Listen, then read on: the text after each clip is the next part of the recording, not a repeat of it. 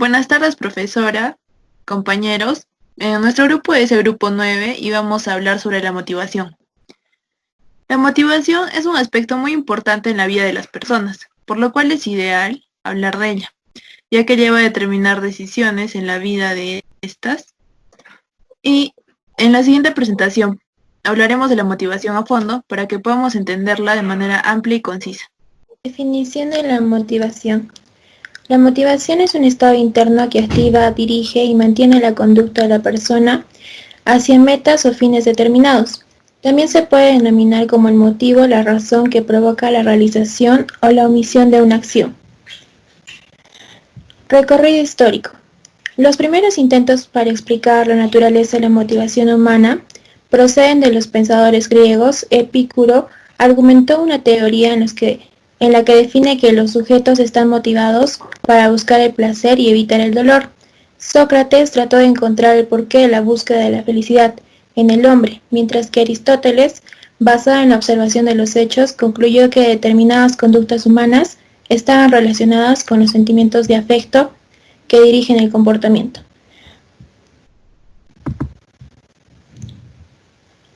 Luego, en los aportes de los pensadores griegos, continuó el estudio de la psicología de la motivación. Entre la década de 1920 hasta mediados de la década de 1960, el tema de la motivación estuvo asociado con la investigación experimental sobre aspectos como la conducta motora, el instinto y el impulso. Después de la década de 1960, aparecieron las teorías cognitivas de la motivación, centradas en la experiencia consciente, el interés por la motivación del rendimiento y su importancia, junto con los logros en la vida personal. Tipos de motivación. Entre los tipos de motivación tenemos los tipos de motivación según la necesidad y los tipos de motivación según la adquisición. Según la necesidad está la motivación intrínseca y la extrínseca. Y en la motivación según adquisición está la motivación secundaria y la primaria. La motivación intrínseca se concentra más en el yo, la satisfacción personal, el aprendizaje profundo, es decir, todo lo que puede afectar solo al individuo de manera interior. Y la extrínseca es todo aquello que hacemos para lograr algo en el exterior. Por ello, se puede ver en la imagen que se hace por un premio, para evitar un castigo o obtener algo. La motivación primaria da las respuestas biológicas en el ser humano, es decir, necesidad de hambre o necesidad de, por ejemplo, ir al baño incluso, son respuestas del cuerpo. Y la motivación secundaria es parecida a la primaria, pero influenciada por la lógica, como puede ser la necesidad de cariño o la necesidad de protección. Ahora continuaremos con las teorías de la motivación. Primera teoría, la teoría de Maslow. Esta teoría fue postulada por el psicólogo Abraham Maslow. Está basada en las necesidades de los seres humanos. Estas son las encargadas de impulsarnos y despertar nuestra fuerza de voluntad. Su objetivo principal es que las personas puedan superar todas y cada uno de los problemas e inconvenientes que se nos presentan día con día. Para esto tenemos la pirámide de Maslow, donde se muestra una jerarquía de las necesidades del ser humano. Primeramente tenemos las necesidades básicas o fisiológicas. Estas se encuentran en la parte inferior de la pirámide y están basadas en las necesidades principales para la supervivencia del hombre, como es bebida, refugio, vestimenta. Ahora, las necesidades de seguridad son las del segundo peldaño. Estas están basadas en la seguridad de la persona, el orden, la estabilidad y la protección. Las necesidades de afiliación, o también llamadas necesidades sociales de amor y de pertenencia. Estas necesidades contienen el amor, el afecto y la pertenencia o afiliación a un cierto grupo social. Continuamos con las necesidades de reconocimiento. Estas necesidades se refieren a la autoestima, el reconocimiento hacia la persona, la aceptación propia y de parte de los demás. Y como principal necesidad, y está en el primer peldaño, son las necesidades de autorrealización. Estas necesidades, para poder cumplirlas, necesitamos que las demás ya estén satisfechas. está basada en la sensación de ser feliz en la vida, se puede decir en el proyecto de vida. Ahora continuaremos con la motivación de logros. La motivación de logros se fundamenta en alcanzar el éxito y cumplir todas nuestras aspiraciones en la vida. Estas son influenciadas por las necesidades y deseos de los demás, lo cual se ve en nuestro comportamiento. En esta parte, las personas que tienen necesidad de logros tienden a calificar las situaciones de bajo riesgo como un desafío suficiente y situaciones con mayor riesgo como desafíos demasiado arriesgados. Para ello se reconocen dos motivaciones que están basadas por los motivos implícitos, los cuales son impulsos de actuar, instintivos y espontáneos, y los motivos explícitos, que son elecciones deliberadas que están causadas por situaciones externas. Las personas con motivación de logros presentan las siguientes características. La primera, buscan el triunfo constantemente. Estas personas controlan su propia conducta y se sienten seguros de sí mismos. Además, necesitan desafíos nuevos, lo cual les permite superar obstáculos en forma creativa e innovadora. Asimismo, son capaces de asumir riesgos, analizando bien la situación. Confían en el esfuerzo propio como una herramienta. No creen en la suerte y evitan la rutina. Importancia de la motivación en la vida cotidiana. La motivación es tan fundamental como el fin o el objetivo que planeamos desarrollar a la superación de la persona. Es como la gasolina, la energía, la chispa, ese poder que está en tu interior que te dice que tienes que hacer tal cosa, que más básicamente nos incita a hacer y poder continuar frente a las adversidades para hacer qué cosa probablemente o algo que probablemente no harías normalmente, pero como es tu motor y tu motivación, bueno, la motivación te permite desarrollar ciertas actividades. Primeramente, si el ser exitoso es nuestro deseo, debemos tener en cuenta a la motivación, la cual implica adoptar cosas nuevas, las cuales debemos cambiar o eliminar de nuestra vida diaria para llegar a hacerlo. El cambio implica, obviamente, se va a ver afectado ¿cómo puedo decirlo? En nuestra vida cotidiana, los hábitos, las creencias e incluso los valores tienen que cambiar, es necesario. Todas ellas se correlacionan, por lo cual sí o sí tus valores también van a tener que verse cambiados. Debemos hacer de al lado el status quo o el estado en la situación de las cosas en un determinado momento. Crecer y mejorar implica cambiar, pues si no lo somos, entonces no será como un círculo vicioso o quizás tal vez un disco rayado que sigue en lo mismo. O sea, si no cambia el rayador del disco, no va a continuar, entonces va a estar en lo mismo y se va a cansar de repetir hasta que quizás te arrepientas de tu vida, digas que no sirvo, que no va para más, no experimentas nuevas cosas. Teoría de la expectativa. Esta teoría explica los procesos mentales a la cual tú llegas a ese objetivo que antes tomamos, ¿no? ¿Cuál es tu objetivo? Esta elección, decisiones que influirá en nuestros comportamientos.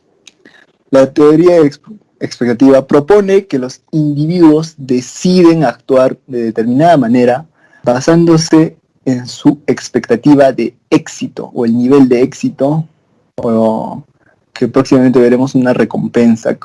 ¿Cómo es que ven los resultados previamente en sus mentes? Explica el proceso comportamental de por qué los individuos son motivados a elegir un comportamiento o quizás un objetivo frente a otro, porque hay un sinfín de posibilidades. Explica también cómo es que los individuos también deciden para alcanzar un resultado que gira a ellos es más valioso. El comportamiento organizacional, que más pronto veremos, que también se asemeja a la teoría de Brown.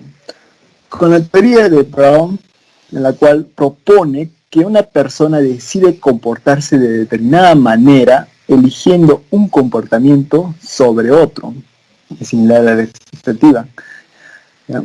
Basados puramente en los resultados que generan esos comportamientos. Brown definió la motivación como un proceso controlado por el individuo que administra sus elecciones dependiendo del resultado que desea obtener. El comportamiento organizacional se basa en 3 componentes, o 3 dimensiones, como también le digo: la expectativa, la instrumentalización y la valencia. La expectativa más o menos mide la confianza que una persona es capaz de obtener de los resultados esperados. Es en medida puramente subjetivo, ¿no? Cada persona es independiente de lo que desea obtener el individuo en sí mismo. La segunda, como era la instrumentalidad, mide la extensión por la cual un individuo cree que su manager o organización o se podría decir en ese caso las hormonas que reparten las recompensas que fueron prometidas. Él percibe esta, también es subjetiva. Normalmente todo esto es subjetivo, ¿sí? ¿Ya?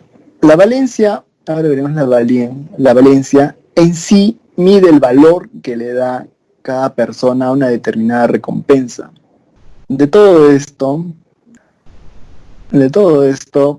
podemos ver que un individuo está motivado si tiene una clara correlación positiva entre el esfuerzo y el gran desempeño que dé. El desempeño deseado dará una recompensa deseada. Como vamos a ver en el flujo, que veremos que todo parte de un deseo y eso. La recompensa satisfacerá una necesidad importante. El deseo de satisfacer la necesidad debe ser lo suficientemente fuerte para que valga la pena realizarlo. Todo parte de un deseo o tal vez una necesidad, que este flujo pudo haber sido distinto de acuerdo a cada persona. No necesariamente es en este orden que dice deseo, recompensa y necesidad. Teoría de las necesidades de McClelland. David Clarence McClelland. David Clarence McClelland fue un psicólogo estadounidense que nació en 1917 y falleció en 1998. Él escribió el libro The Achieving Society. Literalmente significa la sociedad realizadora, en el año de 1961. A partir de este momento, él hizo un modelo motivacional que explicó la forma en que las necesidades de logro, poder y afiliación influyen en las acciones de la persona.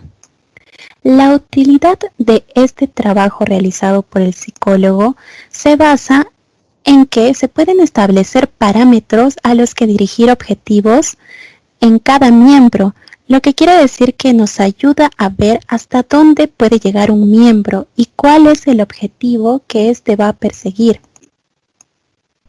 Además, ¿para qué áreas se debe potenciar a cada trabajador para fomentar su desarrollo? Esto quiere decir que se va a dirigir a un trabajador en el área en el que mejor se desempeñe o en el área en el que sea más provechoso. Siguiendo con la teoría, existen 3 necesidades. La primera es la necesidad de logro, la segunda la necesidad de poder, la tercera la necesidad de afiliación. Para redactar esto necesitamos ingresar a la necesidad de logro. La primera necesidad. Dícese que estas personas con necesidad de logro son altamente responsables. Otra cualidad es que son bastante calculadores. Por ende, es lógico decir que son altamente exitosos, pero debemos decir que son individualistas. Individualista en el aspecto de que prefiere trabajar solo a la compañía de otras personas. Por otro lado, ellos buscan reconocimiento. Tienen interés porque las personas les digan cómo han hecho el trabajo y Tienen interés porque estas personas reconozcan que su trabajo ha sido bien hecho. Así que es lógico que al importarles la opinión de las demás personas, ellos buscan una retroalimentación. La siguiente necesidad es la necesidad de poder. La necesidad de poder se caracteriza por individuos altamente manipuladores. Por otro lado, son altamente competitivos. Ellos buscan ganar de la forma que sea. No importa el medio o no importa cómo lo hagan. La idea es que ganen. El fin es la meta. Por ende, son altamente autoritarios. Y finalmente, ellos gozan del estatus. Ellos viven del beneficio de haber obtenido este poder, por lo que para ellos, mientras más poder, más estatus. Para ellos el estatus es igual al poder que obtienen. Pero debemos agregar que la necesidad de poder tiene una polaridad bastante plausible. Por un lado tenemos las reacciones positivas. El individuo con alta necesidad de poder con reacciones positivas es persuasivo, pero es inspirador. Y por otro lado tenemos a las reacciones negativas. Individuos que fomentan el dominio y la sumisión en sus grupos de trabajo. La necesidad de afiliación. Los individuos con alta necesidad de afiliación son sumisos. Por otro lado, le dan valor a las relaciones. Tal es el valor que le dan que se preocupan por las deficiencias en sus relaciones, ven la forma de mejorarlas. Por otro lado, prefieren la compañía. Esta clase de individuos rara vez van a estar solos porque siempre buscan ser aceptados y siempre buscan proyectar un ambiente de preferencia por una bondad y buena imagen. Por otro lado, estos individuos se caracterizan porque son colaboradores. No les gusta competir ni tomar riesgos. Es por ello que ellos prefieren ayudar a sus más cercanos y rara vez van a verse inmiscuidos en algún tipo de greña que no implique colaborar. Cada individuo se fija las metas que mejor prefiere de acuerdo a las necesidades que tiene. Esto nos lleva a concluir que hay una teoría de fijación de metas. Entonces, debido a esto existen elementos para la fijación de metas. Primero está aceptar la meta. Es decir, como lo he dicho antes, el individuo debe entender y aceptar este objetivo. El segundo elemento es la especificidad. El objetivo debe ser claro, el objetivo debe ser conciso y se debe reconocer cuando éste sea alcanzado. En especificidad nos referimos a que el objetivo debe tener cierto nivel de ser conciso. El tercer elemento para la fijación de metas es el reto. Se considera las metas como difíciles, pero estas tienen que ser alcanzables. El elemento de reto implica que al individuo este reto debe representarle algo que él considere que no puede lograr, pero al mismo tiempo se siente inspirado y se siente motivado a alcanzarlo porque percibe que esto es alcanzable. Y el último elemento es la fijación de metas, que se refiere a la retroalimentación. Teoría homeostática.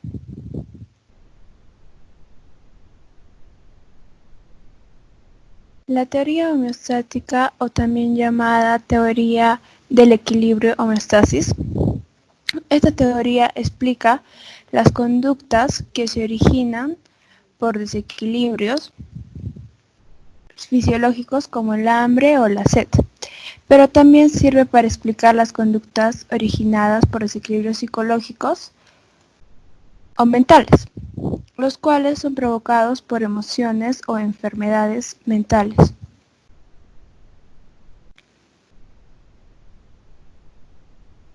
Para que finalmente se dé la reducción de la tensión para reequilibrar el organismo.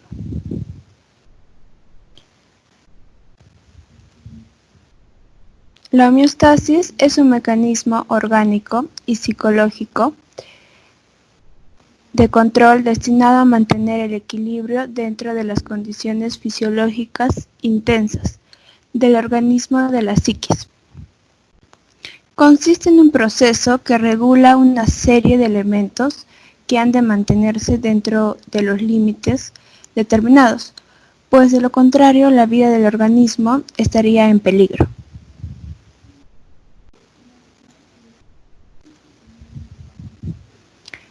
Cuando el organismo sufre una carencia, surge la necesidad biológica o psicológica de satisfacerla. Los impulsos actúan para restablecer el equilibrio interno, buscando la satisfacción de dicha necesidad. Si se llega a esta, la tensión originada desaparece y el organismo retorna a su estado inicial. Por lo tanto, los motivos son instrumentos mediante los cuales el organismo satisface sus necesidades para regresar al estado de equilibrio. Un ejemplo simple de esto sería, como que observamos en la imagen, bajo nivel de glucosa sería la carencia, lo cual provoca la necesidad que vendría a ser el hambre. Y a través de un impulso que sería buscar el alimento, posteriormente se da la búsqueda del alimento que vendría a ser el comportamiento, y por el incentivo que sería el alimento, aumenta el nivel de glucosa del organismo y se da el reequilibrio.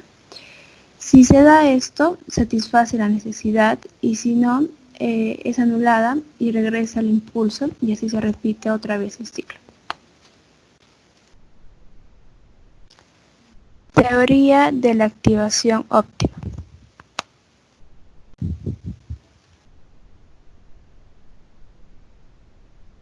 Toda actividad necesita cierto nivel de energía para poder ser desarrollada.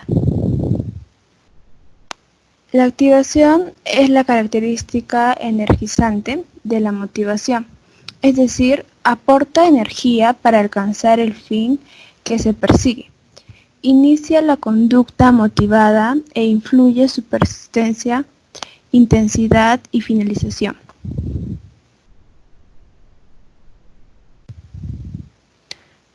La activación y dirección son los dos componentes básicos del proceso motivacional. Y las características de la activación son la aparición de una conducta, la persistencia y la intensidad.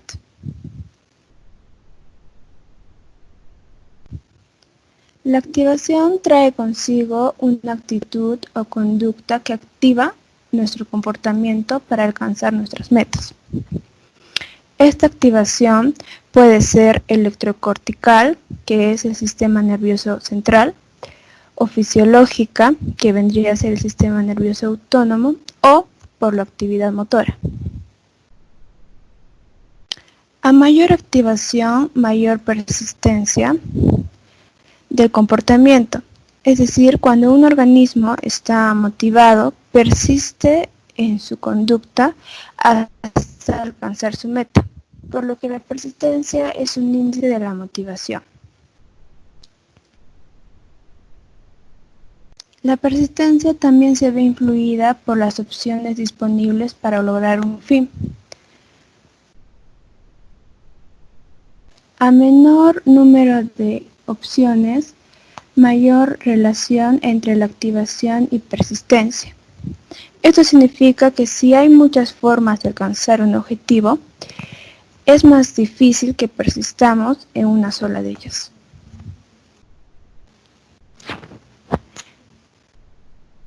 Y por último, la teoría de Yerkes-Dodson, la cual nos dice que la relación entre activación y rendimiento no es lineal.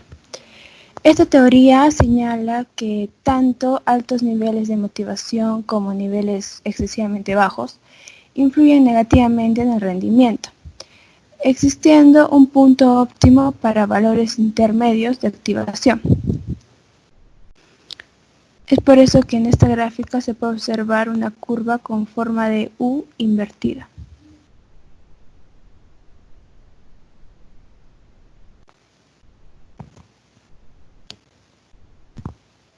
Teoría de Hall. Clark Hall es un psicólogo conductista. Según Hall, cuando nos encontramos en un estado de necesidad, aumenta el impulso o la motivación para llevar a cabo un comportamiento que sabemos por experiencia que la satisface. Para que la conducta sea ejecutada, es necesario que el hábito tenga una cierta fuerza y que el refuerzo que se obtendrá por el comportamiento que motiva al sujeto. El modelo de Hall está apoyado en términos evolutivos, Los organismos sufren privación. La privación crea necesidades, activa pulsiones, el comportamiento es dirigido a metas y alcanzar metas en un valor de sobrevivencia. Hall creó una fórmula que depende de 3 variables para explicar la motivación y es la siguiente. E es igual a H por D y por K. E es el potencial de conducta. H es la fuerza del hábito, que es el número de refuerzos obtenidos hasta el momento. D es el impulso, que es la energía o elemento activador de la respuesta. Y K es el valor de incentivo del refuerzo, que es el elemento de persistencia hacia la meta, que depende de la cantidad y la calidad de los refuerzos. Esta fórmula va a permitir determinar la conducta o acción que manifiesta una persona. Teoría de la equidad de Adams. La teoría de la equidad sostiene que la motivación, desempeño y satisfacción de un empleado depende de su evaluación subjetiva de las relaciones entre su razón de esfuerzo-recompensa y la razón de esfuerzo-recompensa de otros en situaciones parecidas. Es decir, las personas tendemos a compararnos con los demás, con las situaciones de otras personas dentro y fuera del trabajo. Así, conformamos una percepción sobre lo que es justo e injusto. Si el resultado de la comparación es entendido como justo, es más probable que las personas se sientan motivadas. Al contrario, cuando perciben que son tratadas injustamente, aparece tensión y desmotivación. Por lo tanto, esta teoría explica la influencia que la percepción de un trato justo tiene en la motivación de los individuos.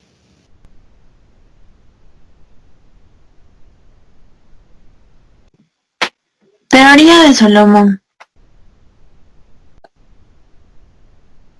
Solomon Asch, entre 1951 y 1955, propuso un experimento para probar si es que la motivación en los individuos fluctuaba según la presión de grupo. El experimento se daba con 7 o 9 personas. Uno de ellos era el único que no era cómplice del investigador, que este era el sujeto estudiado. A todos los demás se les mostraban 2 líneas y se les pedía que señalaran la que para ellos era la más larga. Todos los cómplices señalaban a la misma línea, que de hecho era la incorrecta, era la más pequeña. Ante lo cual, el sujeto que era el estudiado, el no cómplice, dudaba de su lógica y sentía una fuerte presión del grupo para contestar en contra de lo que su lógica le decía. Es decir, la motivación se sentía opacada ante la presión de grupo. Aunque esto no se daba en todos los casos. La mayoría cedía ante la presión, sin embargo, a solas, cada uno de los individuos decía lo que la respuesta consideraban como correcta. Es decir, la influencia se manifestaba sobre todo sobre la conciencia del ambiente y no tanto sobre el juicio personal. Además, este experimento, Asch realizó otros con ciertas variables, pero todas destinadas a ver cómo el hecho de que la conformidad es reflejada sobre la presión exterior del ambiente, lo cual da a entender de que es cierto que el ambiente fluctúa en la motivación de las personas. Conclusiones. La motivación se inicia cuando hay una necesidad que cubrir. De esta forma, la persona se impulsa a ejecutar las actividades necesarias para cubrir esa determinada carencia. Los factores que motivan al ser humano pueden ser de 2 clases. Por un lado están aquellos que provienen de la incentivación externa, es decir, los factores extrínsecos como el dinero, y por otro lado se encuentran aquellos que dependen del entendimiento personal, es decir, los factores intrínsecos como la autorrealización.